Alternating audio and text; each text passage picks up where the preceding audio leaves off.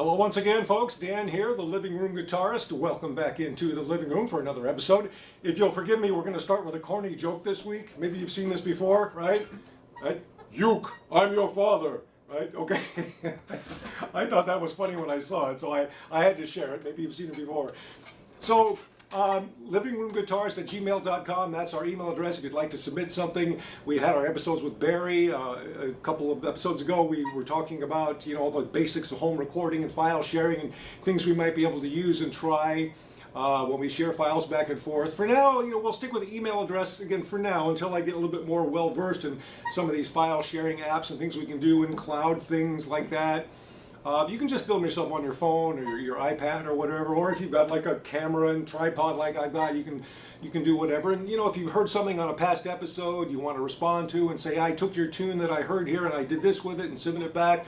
Love to feature your playing and your creativity on the show, and you can be a virtual guest, a live in-person guest. I'll come to you, whatever can work for us as we try to, again, expand our tribe and keep this show going every week. It's getting a little bit challenging, again, trying to line up guests here to come in or film, but we're moving along here. We're doing our best. So this week, let's do a ballad. Why not? Let's just do a straight ahead kind of major chord ballad. We can dust the sugar off us when we're done with it here. We'll see what happens here. But so it starts like this. So I met this girl. Done. That's all you have to say, right? The song's already written. In fact, it's been written a million times. All we have to do is play it, or play our version of it. So let's start here on just an open G chord, right? It's a very romantic chord, right? Romantic sounding open G chord. Now what can we do with it? How can we just create our own ballad, right? We know the song, again, it's been written a million times, but what's our version of it going to be? Let's see. I'll take you through what I have, and you can maybe kind of listen to what I've kind of put together here and take it apart, put it back together your own way, arrange it. I'm just going to give you some ideas here that have been kind of going through my head here, because yes, I did meet this girl, but I'm probably old enough to be her dad, so forget it. But it's just fun to create music. Let's see where we can go with this.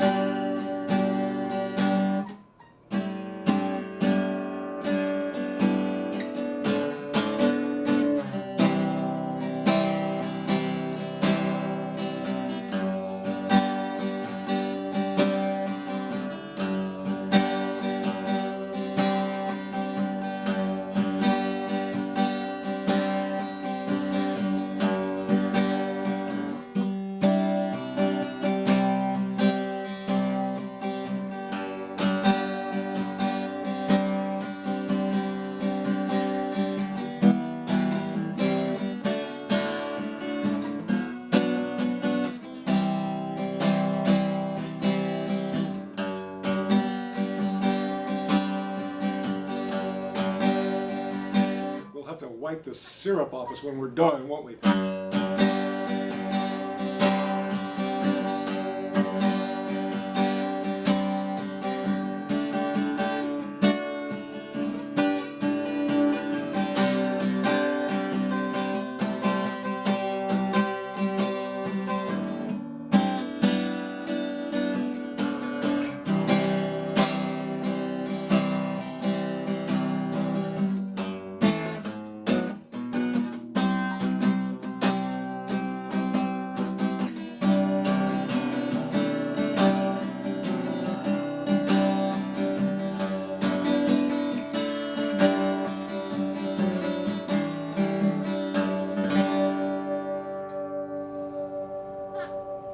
Okay, so, again, the kind of skeletal works of, a nice little major chord ballad. It's in G. You can do whatever you want with it. It's not fully arranged or anything, but I thought it was some pretty interesting combinations to try there as you serenade the love of your life or whoever. So, again, we're just open G, so top two strings and bottom two strings, so it's 3, 2, 3, 3. Just strum it up once. Find your space there. Let the tune find its own space. And down to this G major 7, but I'm gonna just start with the pinky on that 3rd string up on the 5th fret, and then let it go. And then you're coming to what would normally be a seventh here, but I'm not going to get that third string down. I do the fourth string down on that fourth fret just for a second. So you get that little bit of an open chord there, that other D, and then move it back to a C7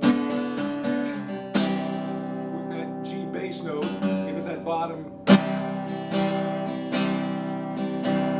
So just a nice way to kind of open it, but again, I leave it to your creativity. Whatever you feel like doing with it is fine. Remember, the song's written, you're just playing your version of it.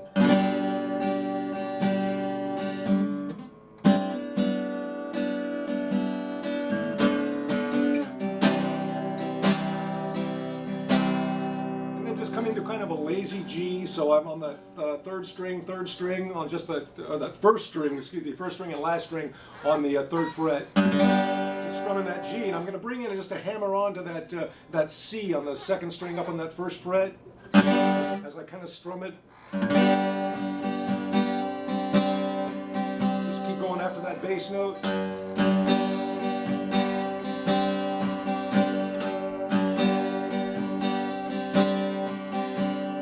Down to that C here. So now I'm third fret, second string down and second string up. Then hammer in that note over here. And back to that G.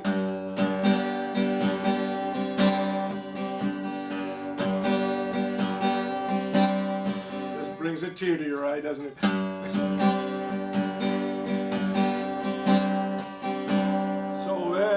As a little transition, I go E minor, C, D, and go to a B minor and a C,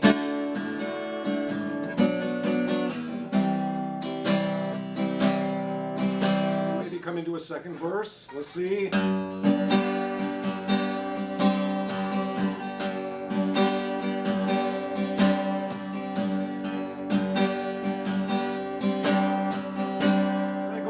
Direction. I come down to this D, but I'm going to leave my pinky finger on that third fret.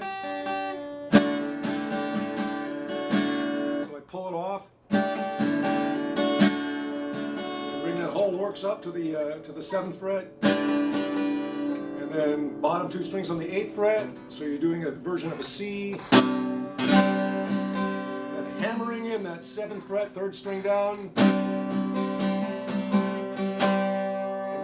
Is I let go and mute that third string, right? So first I have this chord here, I hammer in, and I just let go of that third string down on that seventh fret just to mute it while I play the other string. So it gives you kind of a unique, kind of fun sound.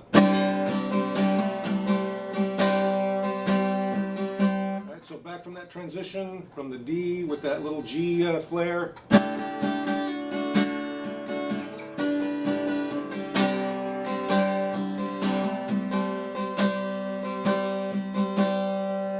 Choices to get back here. You can either just come back into another verse,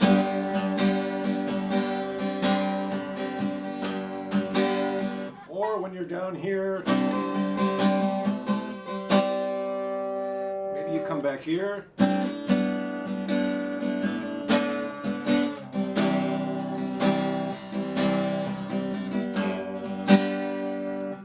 Different little elements, you can figure out how maybe they best fit together to make sense. I just like some sounds that go together on this. So I started third fret here on that first string up, and then I just bar, like I'm going to bar an A chord here. You could also do it like this. Okay, so it's just a B and a C, but I just like making things too complicated for myself when I play, so.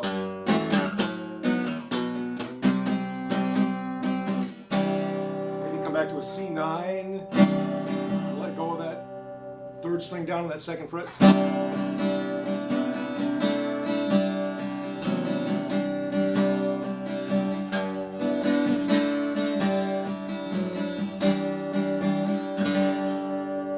That could be how the song would eventually end. So I start here, third fret, second string down and second string up. And basically I'm just going to do a G scale within that C9 chord. I just play it.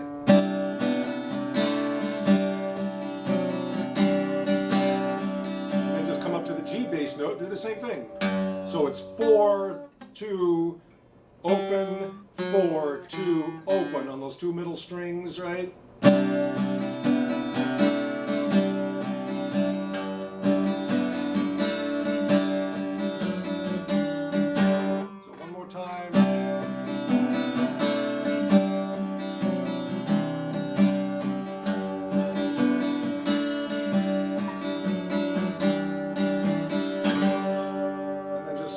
Out those top 5 strings, not that low E, that high E, excuse me. I don't know, it's just a nice little ballad, or elements of a ballad that might come together with your own creativity, your own living room guitar skills and talent. There's a lot of talent in living rooms around the country. We don't have to be professional guitar players, and you've seen me plenty of times on the show. We don't even have to be particularly good guitar players. We just have to enjoy the creative process and like to hang out in our living rooms and play, just because we love to play the instrument and hopefully become, better musicians. Not about trying to look for stardom and fame and fortune. We just love to play. So let's love to play together here in the living room. Please subscribe to the show, and if you've got a friend who plays guitar at whatever level he or she plays at, that's okay. Get them in here. We'd love to have them as a guest on the show. And again, just help each other in our creative process and like making music together. That's what it's all about. All right, I'll play this out just a little bit, and we'll see you next time on the Living Room Guitarist.